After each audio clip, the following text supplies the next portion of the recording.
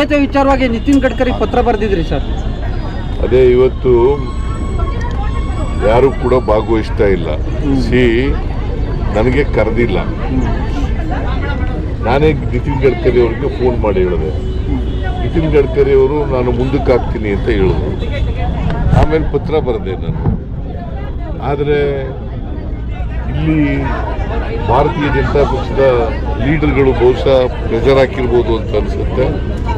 ಅವರು ನನಗೇನು ಹೇಳದೇನೆ ಮಾಡ್ತಾ ಇದ್ದಾರೆ. ನಾನು ಹೋಗ್ತಾ ಇಲ್ಲ. ನಾನು ಈಗಾಗಲೇ ನಿಗದಿಯಾಗಿದ್ದಂಥ ಕಾರ್ಯಕ್ರಮ ಇಂಡಿನಲ್ಲಿ ಒಂದು ಕಾರ್ಯಕ್ರಮ ಇತ್ತು. ಅದು ಒಂದು ತಿಂಗಳಲ್ಲೇ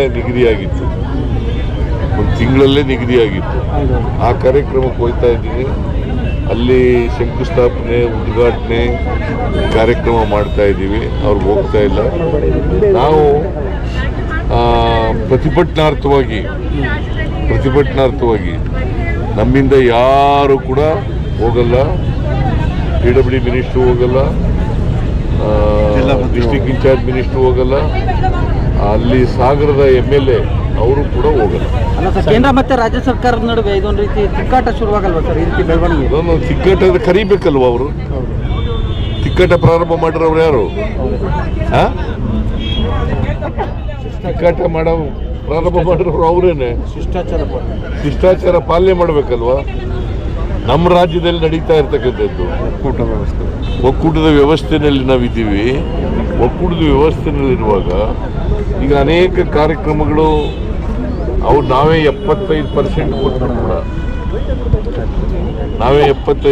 ಅವ್ರು ಕರೆದೇ ಮಾಡ್ತೀವಿ. ನಾವು ರೈಲ್ವೆನಲ್ಲಿ ಜಾಗ ನಾವು ಕೊಡ್ತೀವಿ, ಅರ್ಧ 50% ನಾವು ಕೊಡ್ತೀವಿ. ಆದರೂ ಅವ್ರು ಕರೆದೇ ಮಾಡ್ತೀವಿ ನಾವು.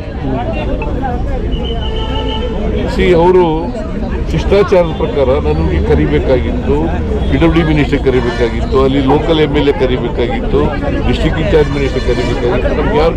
ನಮ್ಗೆ ಯಾರಿಗೂ ಕರೆದಿಲ್ಲ. ನಾನೇ ಫೋನ್ ಮಾಡಿದೆ ನೋಡ್ಬಿಟ್ಟು ಪ್ರೋಗ್ರಾಮ್ನ. ಗಡ್ಕರಿ ಅವರಿಗೆ ನಾನೇ ಫೋನ್ ಮಾಡಿದೆ.